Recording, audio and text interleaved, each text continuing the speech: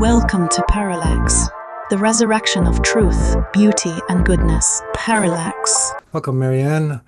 We're here to talk about your upcoming course, Parallax Academy, Tarot, the Real Deal, a journey through the Major Arcana of the Marseille deck. So let's start from the beginning. Major Arcana. This word arcana is maybe a word that not everybody knows. People in tarot know what that is. And also, you insist on the primacy of the Marseille deck. So can we start there? Yeah, sure. So the word arcana, has started to be used in the 19th century when the tarot went from being a card game, to the object of study and speculations from basically the occult and esoteric movements. And arcana in the plural, means something that holds arcane, right? That holds a secret.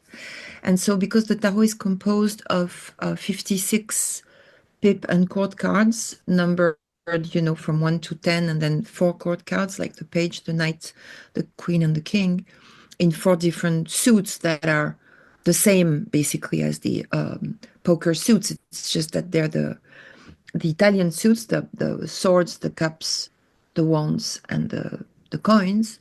So these were called the minor arcana because the specificity of the Marseille deck, or of any deck actually that anyone played with in the 16th, 17th, 18th, and up to the middle of the 19th century, is that these cards were not, the pip cards were not illustrated like they are in the Rider-Waite-Smith deck. So they were considered minor in the sense that they were just, numbers and symbols, and also geometry, because they very clearly show, triangles and ovals. And I mean, they're actually very interesting to study. And then the series of trumps, because they were actually what has become in the game, they were the trumps. So any game that, like bridge or anything that uses a suit of trumps, whether it's a specific suit like in the tarot, or whether it's decided at any moment of the game that this or that suit becomes the trump. The series of the trumps in the tarot, there are 22 cards, and they were initially allegories. By allegory, I mean a landscape made of symbols. It can be a physical landscape, one character, or it can be a more global landscape like the moon or the sun, which have elements of, construction and cosmic elements. But the idea here is that it's not just one symbol. It's like a fabric of symbols, or like, the star. But even a character like the fool, if you start looking at the little bells on his suit, if you start wondering why his rod is red, if you start wondering why the floor changes color, etc., everything turns into a symbolic question. So because the iconography of the trumps was really, really rich, and because people like Eliphas Levi and other scholars, or sometimes crazy people actually, or just psychics, it was an interesting mixture of writers and psychics and very serious people and more crazy people, and some of them went to jail, like Marianne Lenormand, who was the greatest fortune teller in the 19th century.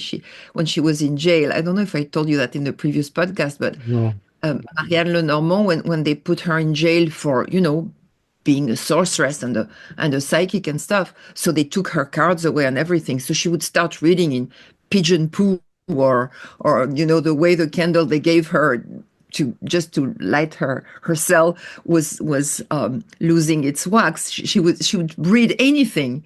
So she's a fantastic character, and because of the patriarchy, it's more people like Etela or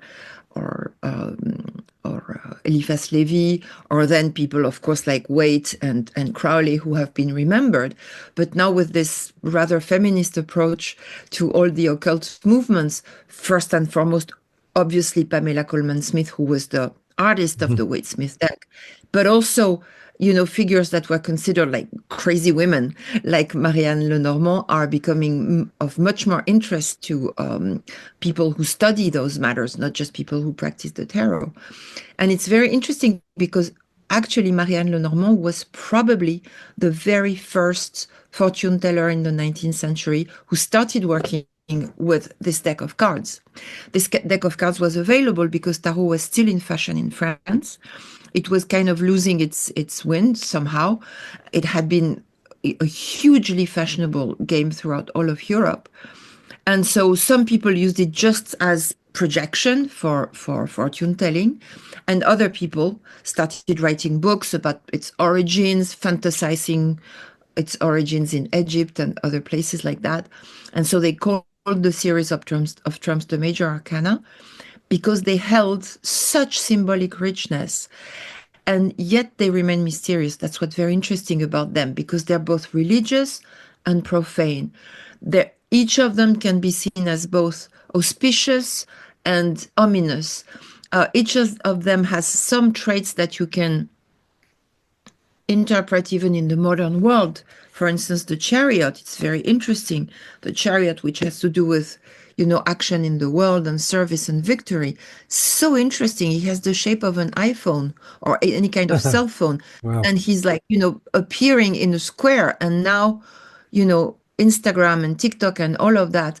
It's so striking because this is the last card of the first octave, which is the maximum success in the world. And when we look at this card, we look at an allegory, a symbol that can still resonate with us today.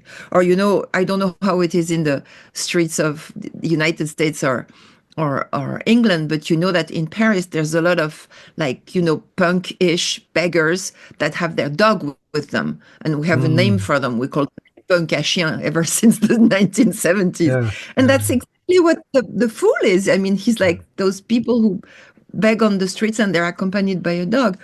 So it's very interesting because it's arcana, not anymore in the sense that the 19th century gave to it, which was kind of Masonic, like something you have to decipher, no? Mm-hmm. But it's more like the sheer mystery of an image that has been resonating with, first and foremost, the imagination of the card players. So the game was a huge success. And, it has to be visually attractive and also complex enough to become a successful game. Mm-hmm. And then when it started it's been 2 centuries since it began, a little less than 2 centuries, 150, 60 years since it's begun a mirror for the psyche, for the intuition, etc. And it keeps on yielding inspiration, messages. And that is the great secret.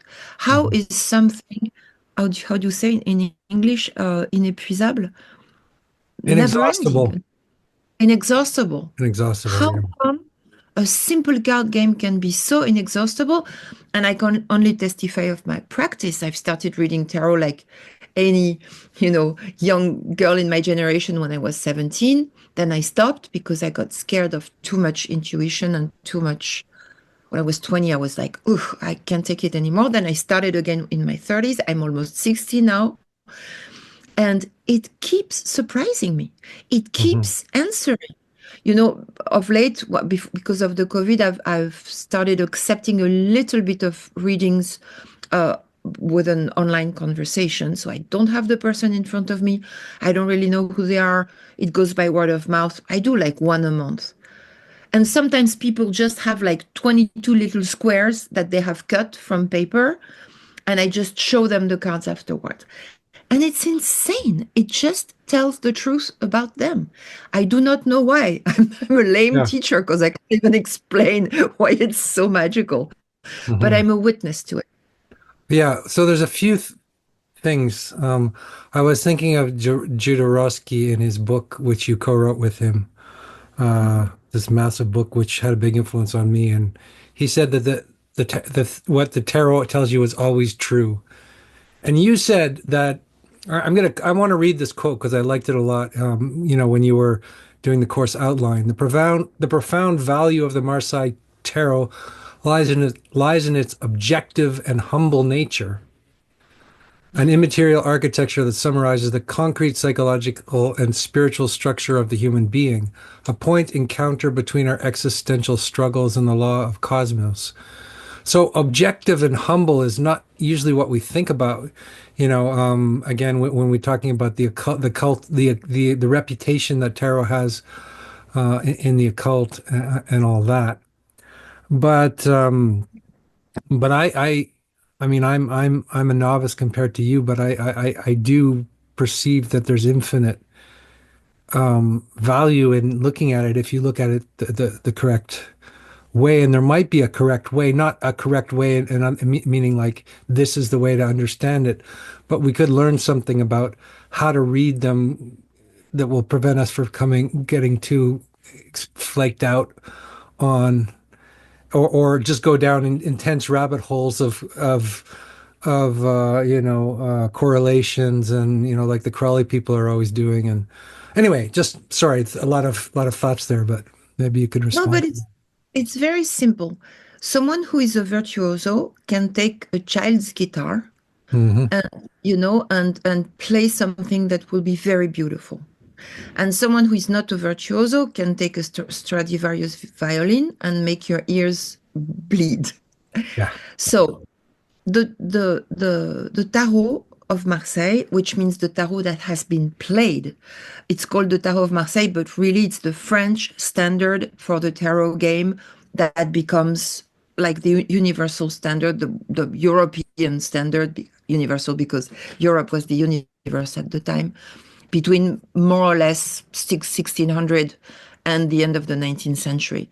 So that game won the race, like Pokemon, for instance, you can, or Super Mario. It was the Pokemon or Super Mario of the time.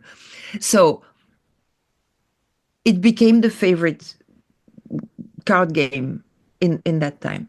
And it emanated from a culture, which is the Renaissance culture, which was extremely rich with the obsession of salvation, completely different from ours.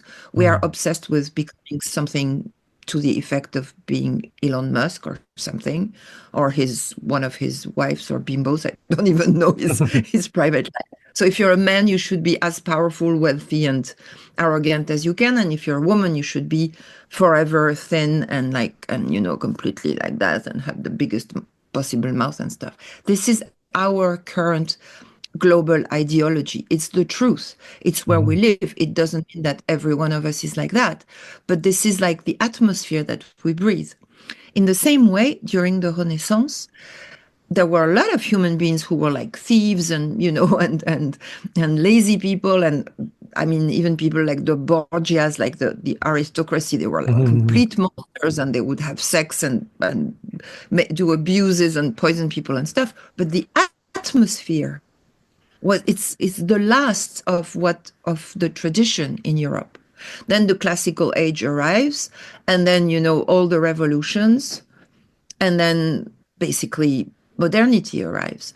So the last period where like the notion of the interrelation between the universe, the cosmos, and human beings was like the founding idea of why we're here, where the presence of whatever you want to call God was felt everywhere, feared or understood in a much deeper way, or never mind, but there was a God for everybody in that time. And so the notion of salvation, which means everyone was concerned with what happens after I die and how do I live with that horizon in front of me. Doesn't mean that everyone was a deep spiritual practitioner, but it means that the very question of why are we here, what do we do here, what should we do in order for something of what we are to become or reveal itself as immortal, it was right here. Now, this kind of questioning is the privilege of a very tiny minority of people who are, in general, serious practitioners in traditional spiritual traditions. So these times are like wide apart. So the tarot emanates from that. I do not know, and nobody knows, and no one can tell you whether it was tailored to yield this kind of message to the people who were playing. This is Jodorowsky's hypothesis. It's beautiful. It's very Jodorowskian because it has a very mythomaniac kind of quality, like, rare and prophetic. Or whether it was simply like, everyone has a plastic Buddha in their home. Everybody knows about Feng Shui today. If you draw an I Ching symbol, everybody knows it. So maybe it just sucked from the culture a series of things that were so coherently ingrained that it was redelivered almost intact. One thing is for certain is that when the tarot falls in the hand of the French artisans, they had a tradition that was the companionship and that became some of the masonry, which was a tradition of numerology, of coherence between elements of a whole, of creating very intricate architectures, whether it's a church organ or a whole cathedral or anything. So they recreated the game with correspondences of details between the cards that are incredibly rich and that have a very objective and obvious coherence, both with the numerology of 1 to 10 and both with the numerology of 1 to 7 and then 14 to so there's a sort of coherent architecture in them, absolutely, which arose in that period, based in a worldview that was still, let's say, had set a notion of the divine, and yet that was also the period where, interestingly, humanism developed. So the God perspective became the human perspective. So that's kind of interesting. And it's exactly what happens when we become fascinated with some aspects of whether it's some paths from India that derive from the Sanatana Dharma, or some path in Tibet, or some of what, accompanies the Zen practice, or any kind of traditional knowledge. Any traditional spiritual knowledge goes with a kind of alchemy that will invoke and like compel the psychological labyrinths to be exposed.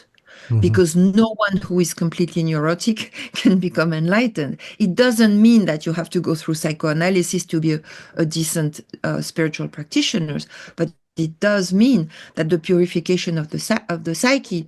I mean, my background is more in Sanskrit than other places, but like what you call chitta shuddhi, the purification of the psyche.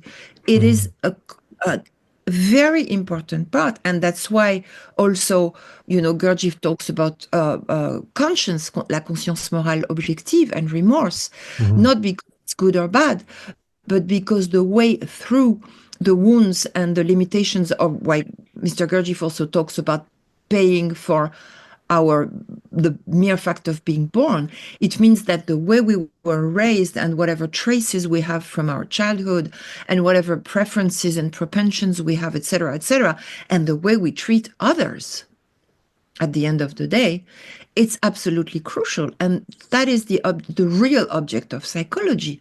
Of course, a lot of people make other kinds of cakes with psychology because you can make a lot of money and go around in circles also with psychology. But how do we become decent and independent human beings? So why did the duende got a hold of me? Yes.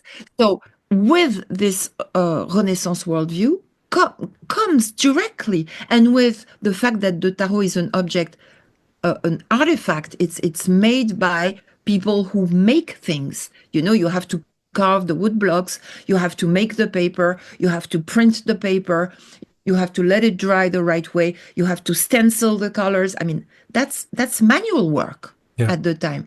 And it's with an expensive material. Paper is very expensive. So these people have a sense of discipline. They have a sense of becoming who you need to be in order to do things right. So this whole psychology, this whole discipline, and the worldview, they come into the tarot together. And this is exactly what Mr. Gurdjieff calls objective art. It's not necessarily grandioso art. It is meant to produce an effect. Oh, And it interesting. is meant to produce an effect by obeying a series of laws. So you can cook objectively. If you right now of late I'm following grandmothers on YouTube in India that teach you how to cook from their kitchen. It's beautiful to see the hands of the women. There's an uninterrupted, chain of hands of mothers to daughters teaching them how to cook. That is objective art when it's done with the respect of what food is and who you feed, etc. So that's why I say that the tarot is both humble, this tarot, because this one and all the tarot in the same. This is the tarot from Madonier 1709. I've recently published a facsimile of it. But all the historical tarots from the Marseille standard, and there's like more than 36 historical tarots known to date, plus all the reproductions and all the restoration. It's like at least 15 decks that you can count, and probably much more. It's very humble. It was just a game of cards. And it's absolutely objective. No one in particular made it. So we owe it to lineages and lineages and lineages of artisans, people who tried to enrich them. So it's interesting because each deck has minor variations. So how do you learn to look at the standard in general? And how do you learn to play the game with the minor variation? I was showing you the Fool, for instance. You see, this deck has been kept probably because it was a trial. So it was never played. It's kept in the Museum of Switzerland. So probably the employee who stenciled the cards, there's a lot of places where like the color goes out. You see, this is not supposed to go beyond. I really love that about that deck, actually, the bleeding of the red into the. Yeah, and this also, you see the Arcana 13, it has like a little place. So probably this deck was not sold because it was not fit to be sold, because normally the stencil work is much better done. But life, the play of life, the intelligence of life, life with capital L, brings this particular deck whole to us. So now we play the game of life. We say, okay, this is the tarot that's been kept, and we're going to learn the structure and resonate with the particulars. Exactly what we do, when we meet someone that we're attracted to, whether it's man or woman, whether it's monogamous or polyamorous, whether it's, hetero, bi, homo, whatever you want.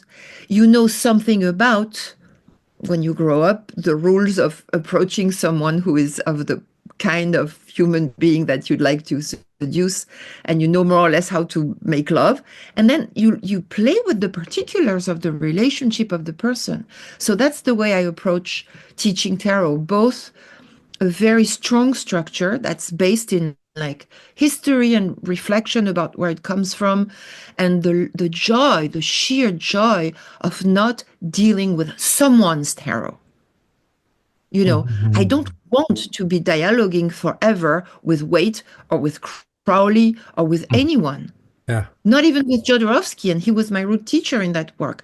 I love the idea that I'm dialoguing with collective wisdom, with popular wisdom, with tradition, with the mystery of the fact that human beings have created games ever since, the earliest we know of humanity, art and games.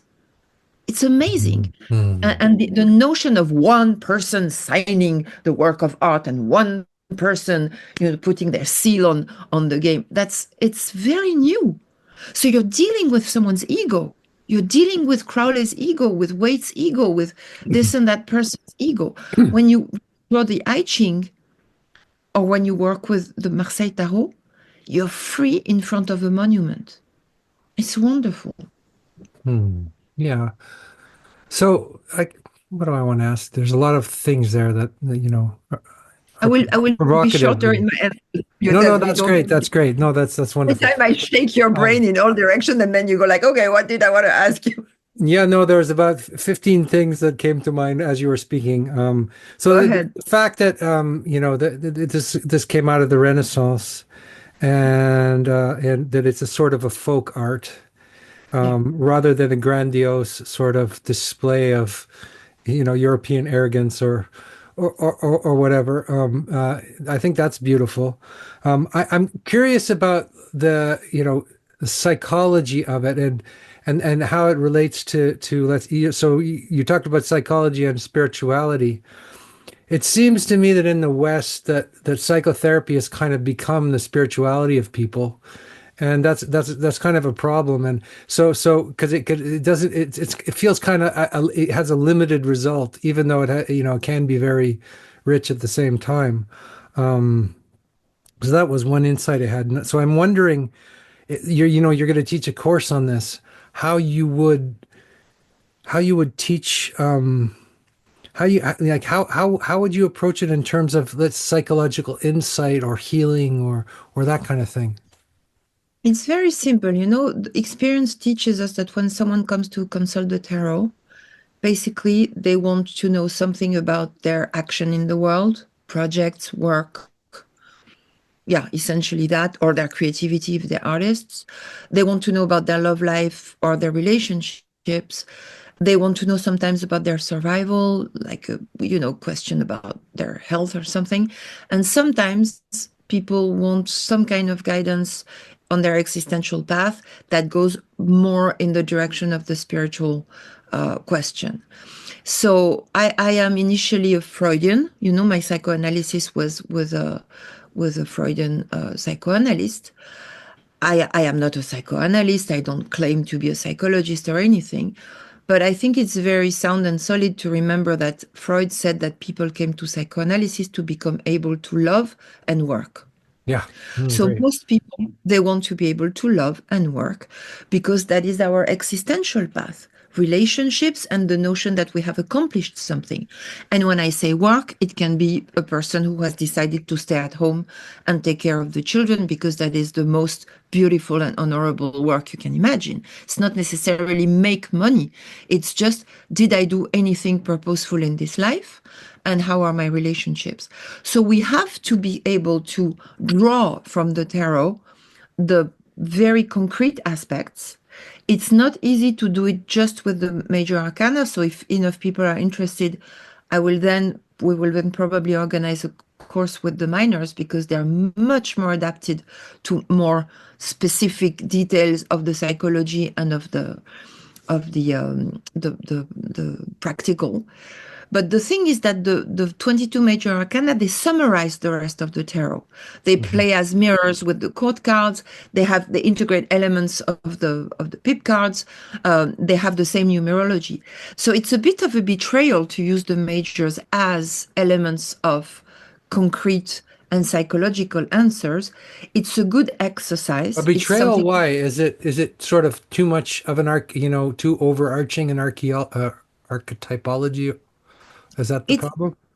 Yeah, it's just because I think the best, I'm sorry to be such a Hindu today, but it's because tarot is more or less structured like, it's very akin to the koshas in yoga. So you have the four suits, and the four suits will represent the body, Annamaya Kosha, whatever is built from food. Then they will represent the energy, Pranamaya Kosha, that's the wands, whatever is connected with our impulse to move towards and away from. And then you have all that's connected with Manamaya Kosha, which are the imprints, which both embrace the cups and the swords, what Mr. Gurdjieff would call the lower emotional and mental center, which is the I, me, mine world, both emotionally and intellectually. And then you have, and that would be Manomaya Kosha. And then you have Vijnanamaya Kosha, which is the more logic and pristine and like true to the truth kind of level, which would be closest to what Mr. Gurdjieff calls the objective, the higher, emotional and intellectual center, which is, what we call the intelligence of the heart and the clarity of the mind. And then you have Anandamaya Kosha, Sanmaya Kosha, Chinmaya Kosha, Sat, Chit, Ananda. The sheath that is the last one, the most subtle, before the wonderful, great, neutral, everything and nothingness.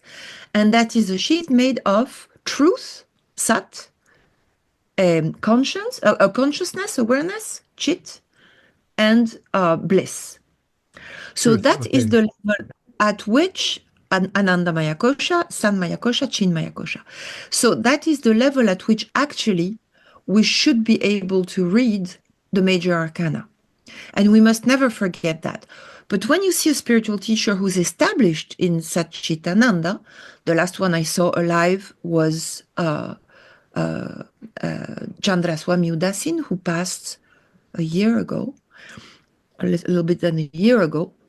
So this is someone who was obviously established in absolute peace and he was perfectly able to tend to the questions of the kitchen, to laugh at someone, to make jokes. He loved to receive, because he said that human beings are busy with their little toys while God is calling. So everybody who would visit him would bring silly toys, like, a monkey that plays the tambour or something. And he would laugh.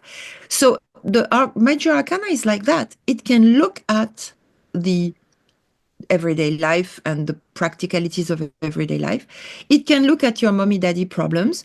And, in Westerners, we're so effed up that we still have to look at mommy daddy problems because we have become so sophisticated in our functioning that the basics of like human decency are completely forgotten in our upbringing and in our surroundings. I mean, I'm a Parisian. Every time I take the metro, and that happens several times a week and sometimes several times a day, I'm like horrified. I'm like, whoever lives having to, just take the metro to work and come back and struggle.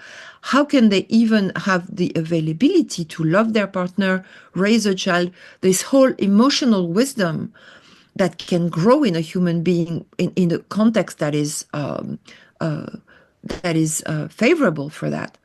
It's horrible. And then I go visit my mom in the south of France. She's very ill now. She lives in a village.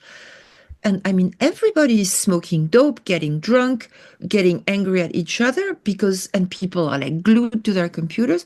We are completely crippled emotionally in general. I mean, as a civilization. Yeah. So you cannot not take psychological elements into account when reading the tarot, but you shouldn't play shrink when you're not. You could just kind of like point something, ask very gently, maybe draw from whatever little wisdom you've gained. It's always a suggestion. And anyway, when I teach, and especially when I teach online, I mostly teach self-readings in the beginning. Because, sorry, I'm going to be a bit gross here, but not gross, but inappropriate. But that normally a healthy child starts to masturbate at 3 years old. And when we haven't done that in our childhood, it means that we were in a toxic environment. It's very important because it's the very first connection with orgasm from the point of view of the physiology. It teaches the body to flex. And then we have the period of latency. And then when the sexual organs develop further in the beginning of adolescence, then we start to explore them in a little bit of a different way because they're mature for that. So it's the same thing with tarot. If you can't play with yourself, sorry, you will can't never play with others. Yes. play with other people. And that's why also by applying this commandment to myself, because at some point Jodorowsky, who is quite a character, decided I was out of his life forever. So I didn't have someone to play with to grow in the tarot. I had lost my main sensei, so I had to become my own sensei. And that's how I become even better than him. And so I had to do readings for myself in very honest situations when I didn't know where to turn. When, even sitting in the front of my altar and the picture of my teacher, my mind was like, I said, okay, let's try with the tarot. And of course, if I did it the habitual way, I would get no answer. So I had to develop a way of self-reading that makes me worthy of being a teacher of teachers, like I am in many countries in the world. Of course, like 95% of my students, unfortunately, they go the other way because everybody's so happy to publicly masturbate on the Instagram, and I can't do anything about that. Everyone is free. But this notion of reading for oneself, not to publish the reading of the month on the Instagram, that does not exist. When you work with a reading by yourself, it's like writing poetry. It's an act of self exploration. Yeah. It's an act of struggling with the laws of gravity, of struggling with the limitations of being human.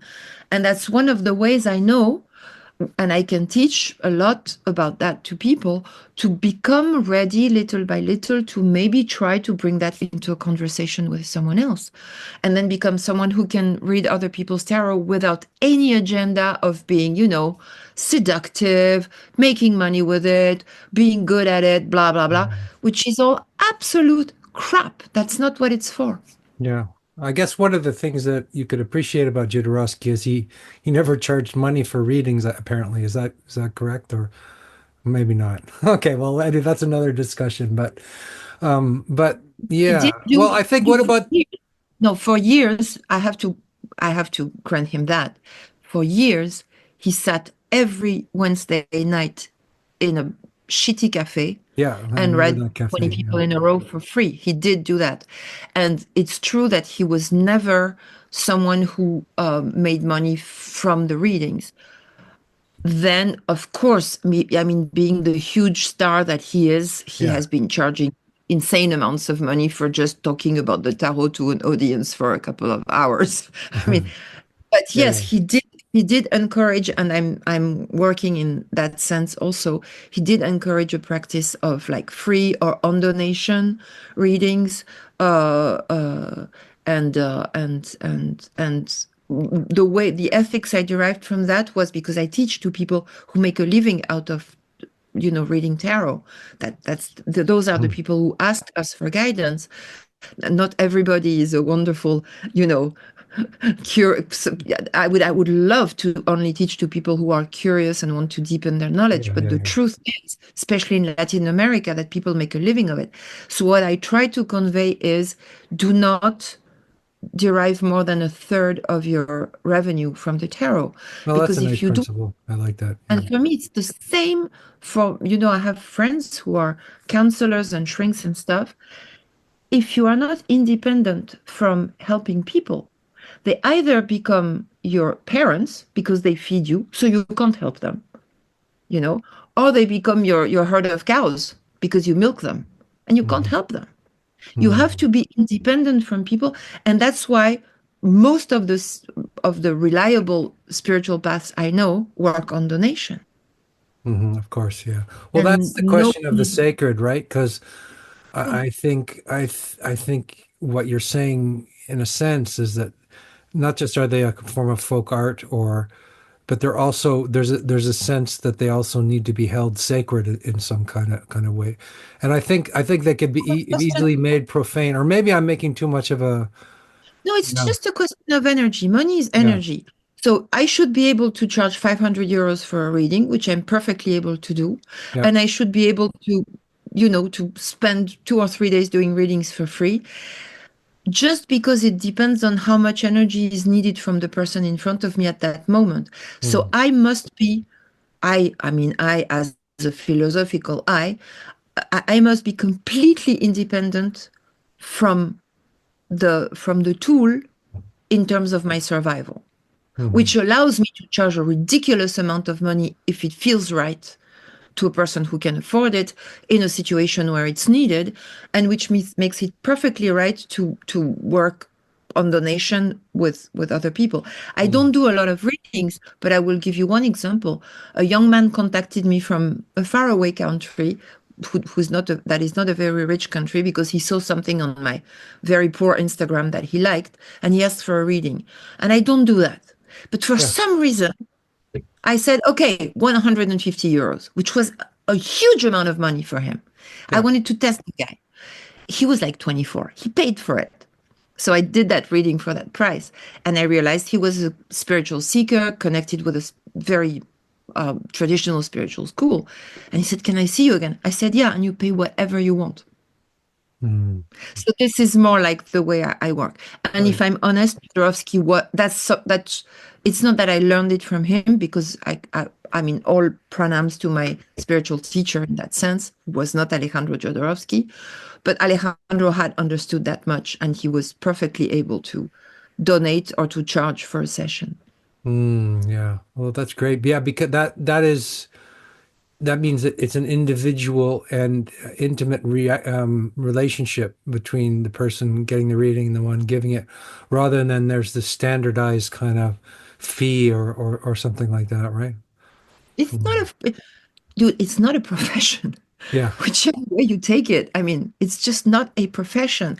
To interpret a game of cards to help someone, that's a crazy action that we keep repeating and refining. At best, it's an art form, It's an art you form. know? Right, right. Okay. So, in terms of this course, maybe we can talk more about that. What what are we going to do in the course, and Yeah. what are we going to? I don't like to say get out of it. What are we going to You won't get anything out of it. get nothing out of it? Yeah, that's a good answer. That's a good answer. Well, because A good answer, good Zen answer.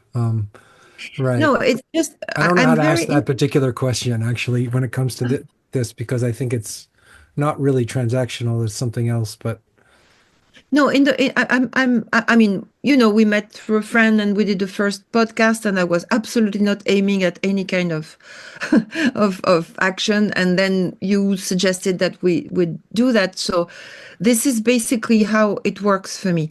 I operate from the principle that there is some kind of benevolence or wisdom in the egregore or spirit or general, spirit group of the tarot. So when something is asked, I think of it, and if it feels right, I just go for it.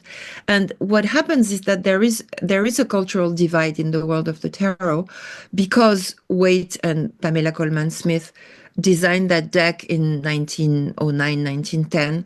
It became very famous just because the names were in English, and that's the moment when the English speaking world really became the empire. And so at the Cultural Revolution in the 60s, even before the 50s and the 60s and the 70s, the Rider-Waite deck and the Crowley deck and the English speaking decks, but the model of the Rider-Waite became the tarot for the mind of the people who are more acquainted with the Anglo-Saxon culture. And I just think it's a pity, because that means a huge part of the world is missing out on some actual information and wisdom about something that is a deeper root, because that the Golden Dawn had this secret and magical document called the cipher manuscript, which is basically a bad hand drawn copy of the Marseille Tarot. So one of the reasons is that I feel it's really time, if there's curiosity among people who speak English, in exploring this matrix that is the Marseille Tarot. I think you can only emerge from that revived and refreshed for your practice with any kind of other tarot. The greatest example in that is painter Leonora Carrington, who was living in Mexico and studied both the Marseille type and the Rider type, and she created her own tarot, taking out the best of both. And it's the one tarot painted by an artist that works, that answers, because Leonora Carrington was an amazing witch. I mean, she had connection with upper worlds, but also because she was a pioneer in mixing the two decks. What's super lovable about the Rider deck is its feminism. But the tarot is not machista, it's queer, the Marseille Tarot, because it emanates from a time where the feminine and the masculine were much more peers than they became in the 19th century. So, it's paradoxical, because Pamela Coleman Smith was a feminist, and some of the drawings she did for the Rider-Waite deck are incredible. Her Empress, her High Priestess, etc. But then she died in scarcity, and she was, until recently, she was never credited. On the other hand, the Marseille Tarot has, for instance, 3 masculine court cards and only 1 feminine. But if you look in the Major Arcana, there is an absolute equity between masculine and feminine characters, and there are queer characters. I mean, literally, this has no gender. This has no gender. This has no gender. yeah. So there are very important characters that are beyond gender or in genders. So I always thought of that as androgynous. I never thought of that as queer, though. That's Androgynous is a patriarchal way of talking about queer, I mean, I love the notion of queer more in the 1990s sense of the infinite possibilities within the field of polarity. I'm not young enough to enter the new queer movement, which goes a little bit far for me. But it's really queer. It's queer in the sense that it allows the possibility of spaces and beings that are, beyond gender, which means this character has a beard, but it also does resonate in a feminine body. You understand what I mean? So it means that... What do you mean it resonates? No, I don't quite get that. So what I mean is that yes, it is socially a male, because at the time, whoever was a wanderer and a buffoon was generally a male person. But the essential energy of the fool, le mat, can absolutely possess a body that is completely feminine. So what that means is that it's also divine madness in the form of the Shakti or whatever you want to name it. And it's the same with every card of the tarot. So again, first benefit, if you are English speaking and you don't know the Marseille Tarot, you will finally know. Well, I love that because what's the real deal. Because there's a female pope or whatever. Yeah, exactly. And there's all of these sort of great archetypal female figures which aren't really accepted in the church. And so I've got the feminine aspect of it, but I didn't get the queer aspect until you just told me now. Of her face. Yeah, it looks like it could be posterior tarots, she will become like old and wrinkled and with a kind of face. She's just beautiful. She chooses to be there, So anyway, I don't want to get overexcited with each card individually. So the first thing is that to kind of get an overview of what is the closest to the matrix of all the modern tarots. And then I think I can brag that I have a good understanding of the intricacies of that deck. So it has a lot to say and a lot to support. The tarot becomes a kind of a blueprint in our imagination, in our creativity, and it becomes one of the maps we can orient ourselves with. It's extremely compatible with a lot of different research, right? I mean, currently I'm working with a choreographer in contemporary dance. I'm working with artists. I'm working with storytellers. I very often read to people, friends who are very, very serious spiritual practitioners, and some of them with high responsibilities. So I have witnessed the fact that the tarot has the capacity to accompany a very sophisticated level of self inquiry and self-inquiry in a human being. And that comes from all the series of coherences that it carries. So there is the decimal numerology. 10 is the number of fingers we have, and the numerology in 10 is the one that we use. So it has a very, very interesting quality. If you started to see it reflected in the tarot, it was put in the tarot as a numerology of development in existence. But the tarot is also abiding to the septimal numerology in 7.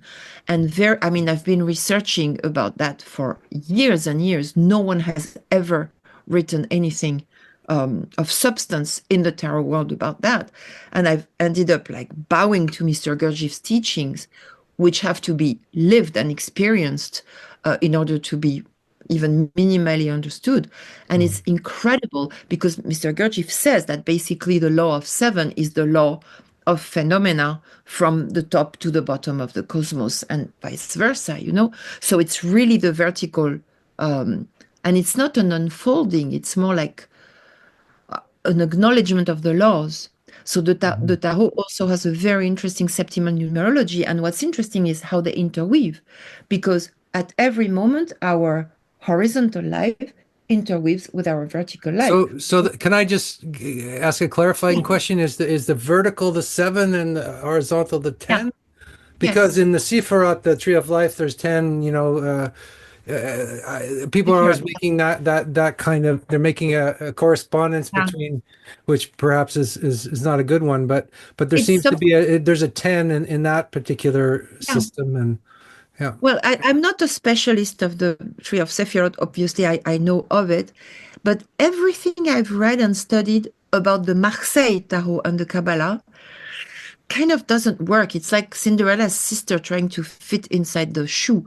And that is very simply because the Tarot is not a Jewish artifact. So then some people conceived, tarots that were based on the Kabbalah, which are more contemporary. And these are very interesting because they're really meant to interact with, the Kabbalistic structures. Hmm. But the Tarot of Marseille responds way better to the Law of Three and the Law of Seven in Mr. Gurdjieff's teaching because they have the same cultural root, which is Christian esotericism. Oh, my English is getting bad at But, this time of the day. wasn't there a big crossover between Christian esotericism and Jewish mysticism, all through Of the, course, and also yeah. with the Arabic alchemy, and also Yeah. you can say that Jesus was formed in Egypt. But to put both, the Judaic wisdom, like esoteric wisdom, or the Egyptian symbolism, or even alchemy, even though Tarot does have resonances with alchemy, Mhm. before the properly Christian esoteric, how can I say, like paradigms. Mhm. In French, we have a saying which is mettre la charrue avant les bœufs, to put the plow before the oxes. Mhm. Okay. It's a bit like that. I mean, let's just look at things the way they are presented in our culture.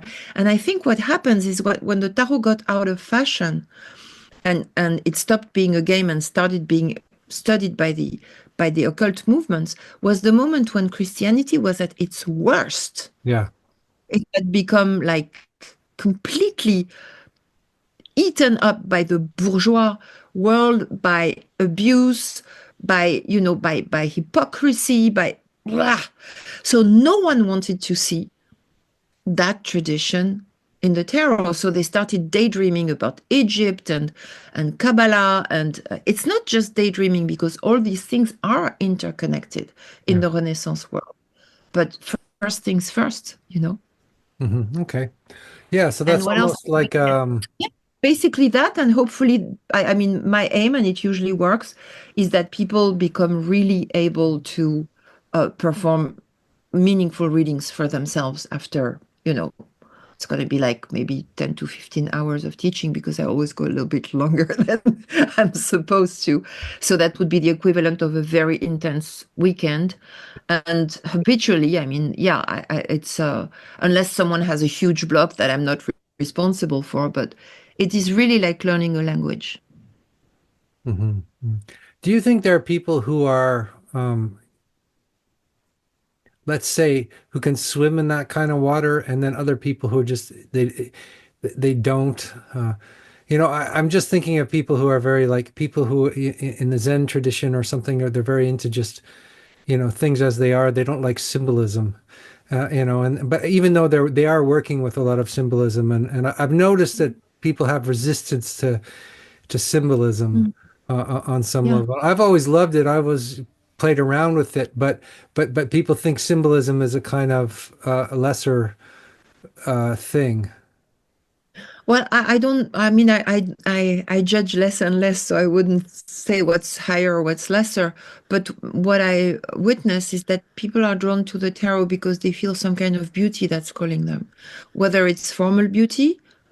Oftentimes people are sensitive, how they have a sensitivity to the Mm, cards yeah, themselves, or whether it's a kind of like taste that they feel. And so because I don't advertise myself at all, because I'm not looking for students, so I have the privilege that people come to what I do in general just attracted by the material. And when they are, then it's very simple. It's like someone who wants to play the piano. Anyone who wants to play the piano will end up playing the piano if they find a teacher who can teach. It's very simple. I think the attraction and the love and the affinities are not to be toyed with. It's I haven't seen anyone who fell in love with the tarot not being able to read it. Then some people are more verbal than others, so they become more competent in reading for others because they have a good blah blah blah, but they're not necessarily the most useful readers. And then some people have more of a sense of shapes and colors, and so they will, they will look for words more and stumble upon their words, but they will find and see wonderful things. But in general, when I'm teaching, when I'm with a group of students or in a study group or something, just the basic intelligence of the human being resting on the cards with a little bit of structure in the background so that we don't go, for me, the worst thing that can happen, and which happens a lot in the tarot world, is just someone going into their own delirium. I Yeah. hate that. I hate, Yeah. and often, I mean, I won't name names, but I have met some of the highest, specialists of the weight deck in the world. So I asked for readings because I'm supposed to be like kind of their peer and stuff. Oh my God, it didn't make any sense. It was just blah, blah, blah. So I love going back to a mathematics of the reading. What do you see? In which directions do the eyes go? So it has to do with learning to see. It's a vision quest in a way. Yeah. Maybe I've got your book here, and I think the book is very beautiful, and I'm making my way through it. The book is what?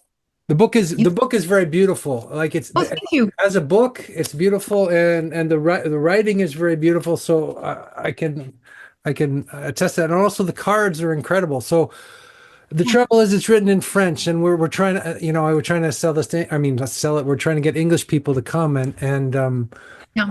but I think it's worth just But you know buying what's it for the wonderful? cards. It's just worth You know buying what's the cards. wonderful?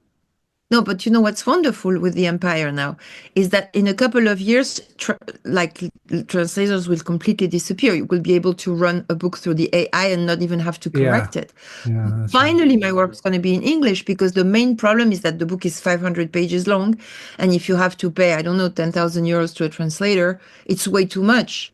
If it were written in English, it would be already published in English. The problem is the empire that any crap that's written in English gets translated in the whole world. I'm sorry, that's Yeah, just the truth. And a lot of valuable stuff that is niche work, but that has a lot of value. It takes sacrifice from someone who will do like 3 months work of translation and not get paid. So I that's one of the reasons why I praise that in other ways very ominous and very dangerous tool, which is the AI.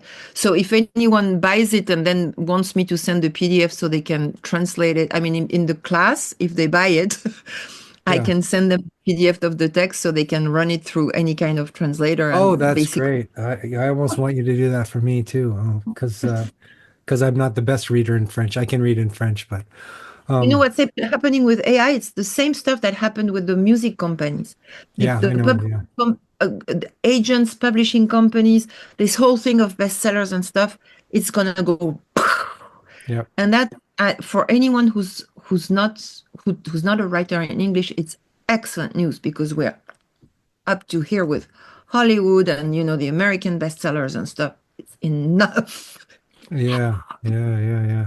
Oh, yeah. That's so. It's good if it's going to completely globalize everything. Yeah. Yeah.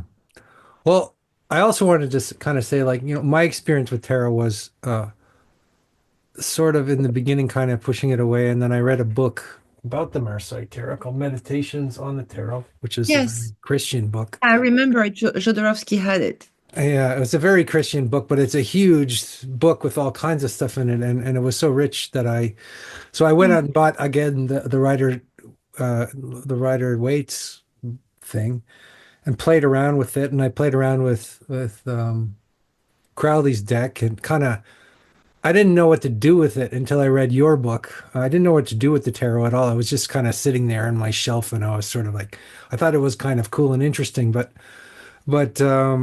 I think what was really great about your book with Jodorowsky also was finally I can use these damn things, even in a very practical way, which blows my mind because I never thought that I would be doing that kind of thing. I kind of had I'm more of a, I don't know, I guess it's just my rational, like more of a rational type of thinking about it, and found that there's a lot of flakiness that goes around this the in the tarot world. So anyway, One of the things that we're going to do in the course, because I really like it, I'm a bit, I mean, Meditations on the Tarot is a good book because it was almost the first of the kind. yeah, But essentially, it's one person with depth yep, who's looking at the cards and just yeah, pouring their own life on paper.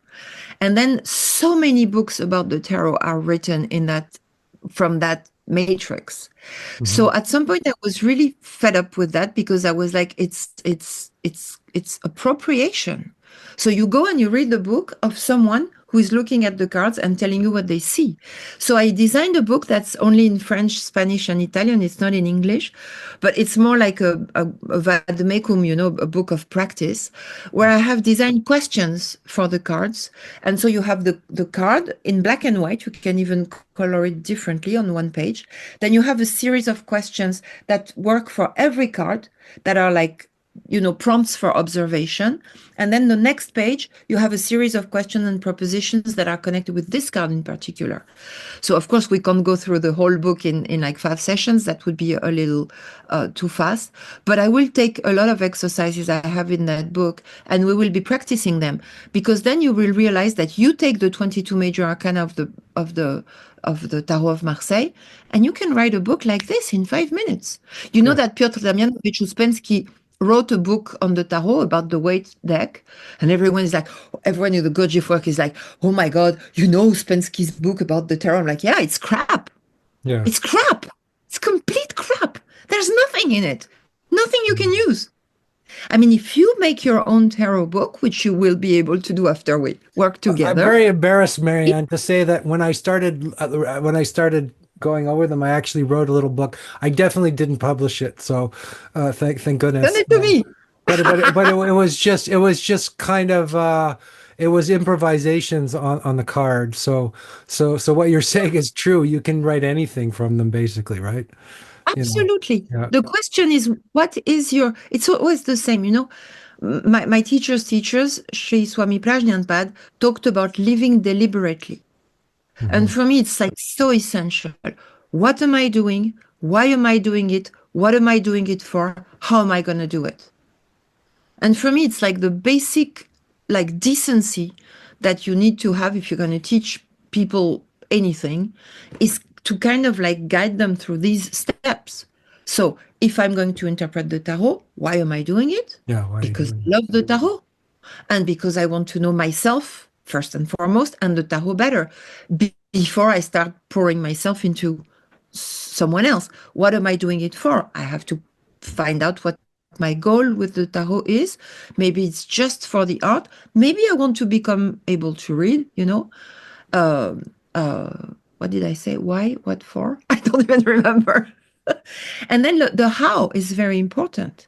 how you do it? So how do I You look mean at like the the cards? ritual aspect of it, or No, how do I look at the cards? how do I look at the cards? I'm going to give you an example that I always give because I was so shocked. I was giving a workshop and someone had a woman was asking a question about her life and she had a reading that went like that. Okay. Yeah. So people were beginning to interpret, oh, there's a lot of energy into stabilizing something, but then you let go of it because you go into a crisis, whatever. And I was like, what do we see? Oh, so we see that the energy is like, what do we see? We see that she, this and that. We see 3 men. Hmm. You start like that. We see 3 male figures. And the woman is asking about herself. Hmm.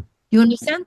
So So how what's do your relationship to these three male figures? So this is the like the family no, stuff and first and oh, foremost? No, not even not that, even that, Andrew. not Don't even even that, not think even that. Okay. that. There's a woman asking about herself. And she could have pulled this 3 versions of herself. Hmm. Yeah. Or whatever. She pulls 3 dudes with beards. So You what understand? would you tell? What would you say to her? As an interpretation. Oh, What? that is the knowing. You understand? I do not know.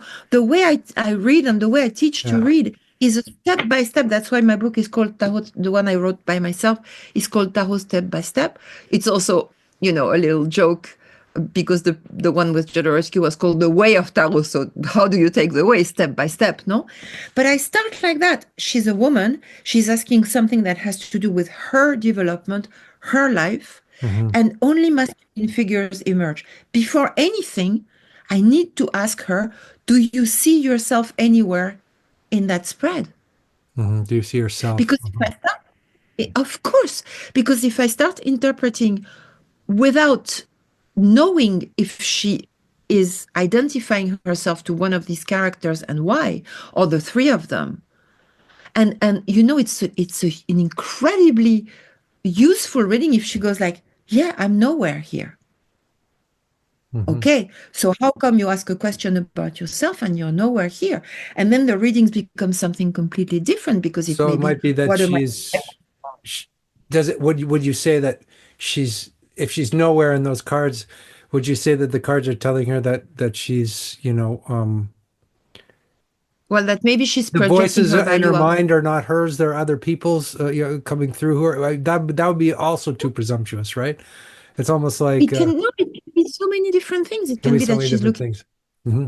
it it can be that she's looking for external validation and that's the only way she thinks of herself. It can be that she has been asked to, behave like a man and she's completely fed up with it, but she doesn't know how to shed the costume. It can be that she's trying to please her father. It can Can be that anything. she needs to develop her masculinity, or If it were she needs to, she would be somewhere in there. Mhm. Oh, okay. Gotcha. You know what I mean? But it's just one silly example. But you have no idea how many times I ask advanced students to tell me, okay, what do we see? And they start, blah, blah, blah, and I'm like, no, no, what do we see? you know? And so, Mm. very simple exercise of what am I seeing? Then, what do I project into what I am seeing? What have I learned about those cards that automatically sets itself into motion Mm. because something in me thinks I need to interpret them?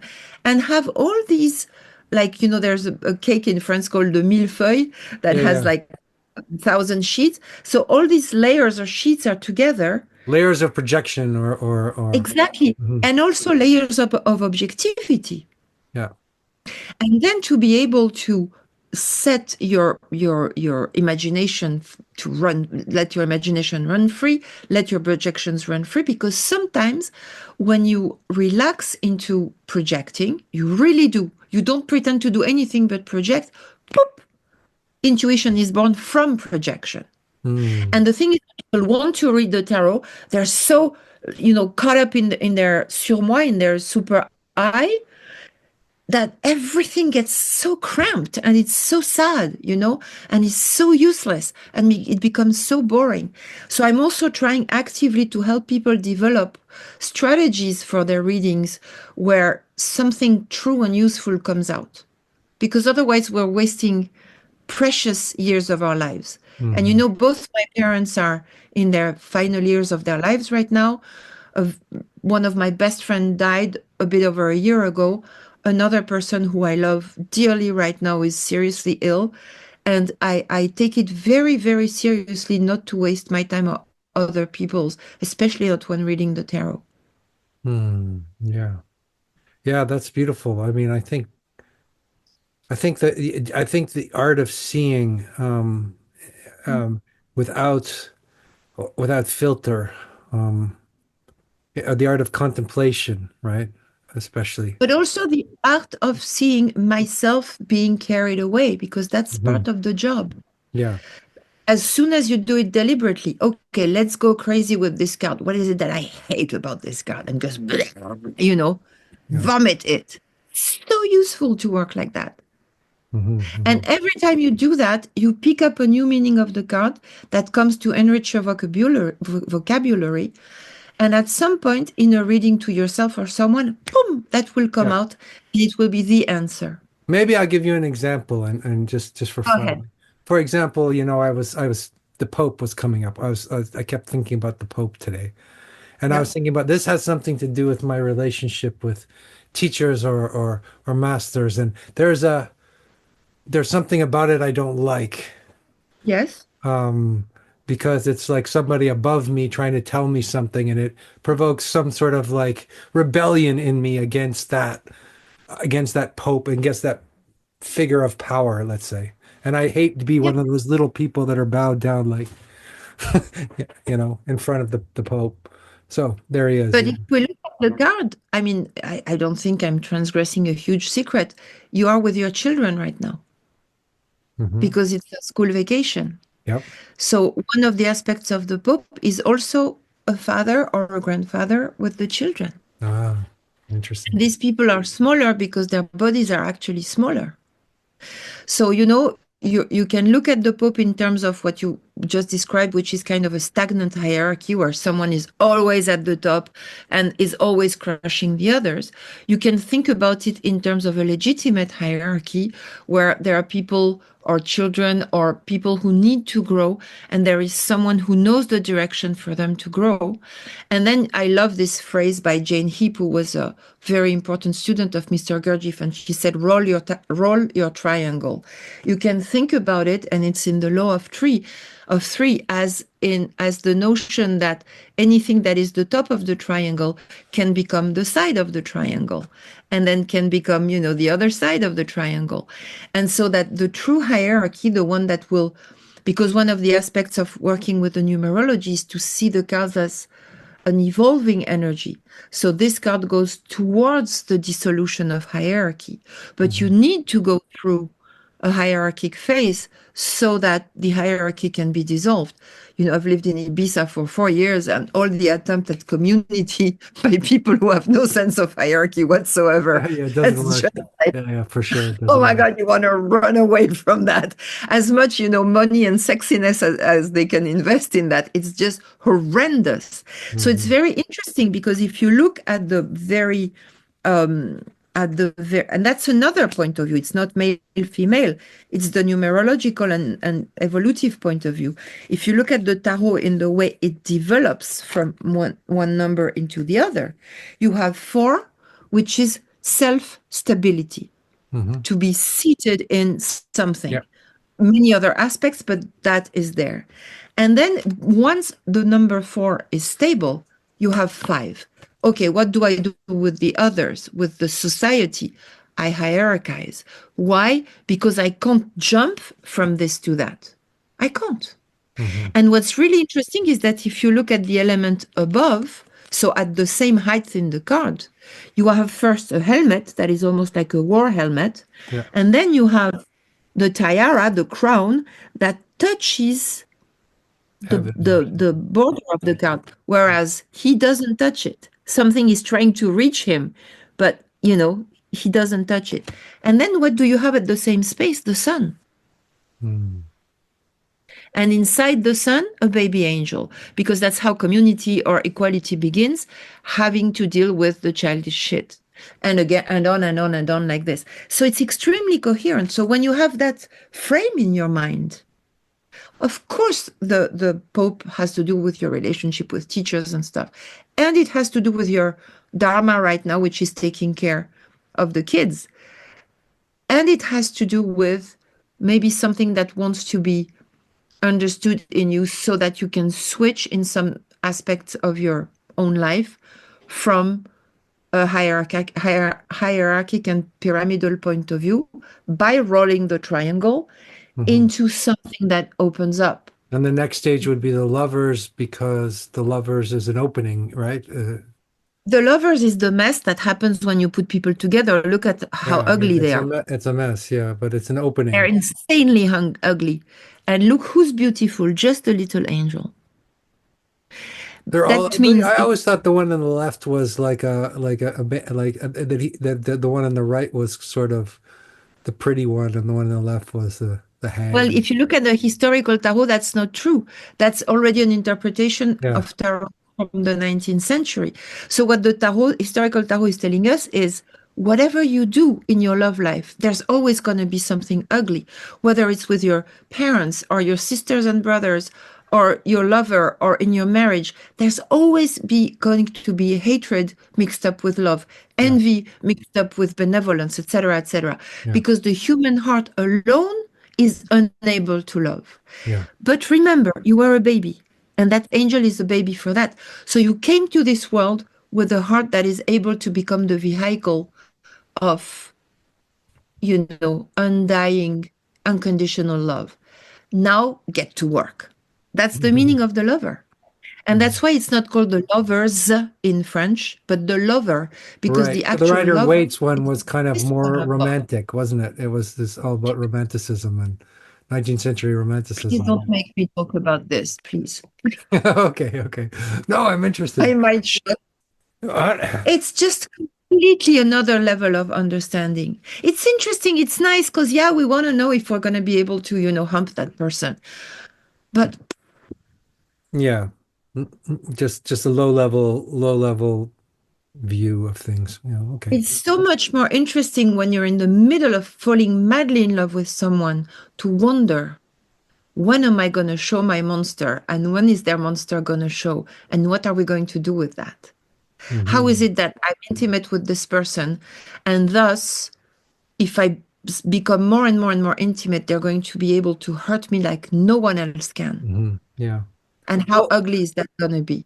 You know? And how do I find love through that? mhm. Nice. Yeah, the monstrous, there's a monstrous aspect to the cards, is there not? I mean, like again, I'm sorry to compare the Rider Waite's and the Marseille deck, but the the Fool in the Rider Waite's deck is like a happy-go-free 19th century romantic who's kind of like about to jump off a cliff. Whereas the Yeah. Fool here is this ragged, beastly kind of fierce. For me, he's kind of a fierce character. He's Sannyasin. not He's he's a not beggar saint. yeah, yeah, he's a He's both he's both well both. He's at the same time a court jester, so impossible to pin a meaning on him. yeah, And he's the punk with the punk beggar with the dog, and he's the beggar saint. yeah. And he is the wounded healer because also the character, well, that's part of what we're going to do in the course. I'm going to talk about a little bit of the history and hagiography behind the cards because the tarot cards have absorbed little by little some of the hagiography. So, for instance, the legend of Saint Roch in Italy and the south of France, he was this man during the Great Plague who was able to heal the plague, and then he got sick. And then the dog saved him because he was ready to die, and the dog of the nearby castle was bringing him some bread. So it's not that the fool is just the jester or just the because the red shoes and the bells in France of the 16th century, the lepers had those shoes and those bells so Wow. that no one came near to.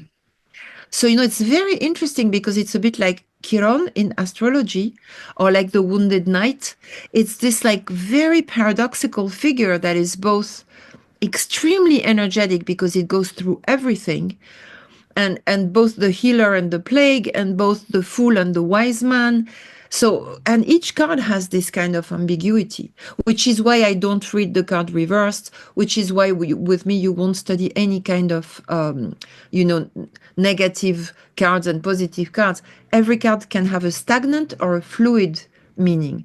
And Hmm. your art is going to be able to determine whether it's one or the other. So obviously for baby steps and training wheels, you start by saying, okay, what is the stagnant aspect in this question? And what is you start practicing. You need training wheels. And then little by little, the language becomes more and more fluent and elaborate. Hmm. Well, stagnant and fluid. Okay. Not Yeah, like the positive eye and chart. negative. Yeah. Because often you pick up a card and it feels sort of positive or negative, right? You feel, oh, this is good Well, news or this is bad news. And I think that's, I resist that, but it's kind of a natural. the tarot is an art of Yeah. relationship. So Yeah. if you pick only one card, it will have to relate to something. Yeah. it doesn't, by itself, the allegory just goes like, whoa, and it doesn't do anything, but that it kind of screams. It's like multi-purpose, like symbolic meaning in the cosmos. So what happens is that when you pick only one card, usually it's going to relate with something that you want or don't want or hope for or this and that. So it's very useful, the practice of picking one card, because it makes you see what is the trump, the arcanum inside of you.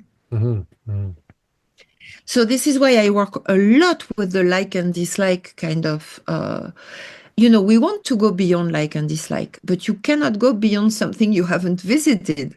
Gotcha. You have to go through in order to go beyond.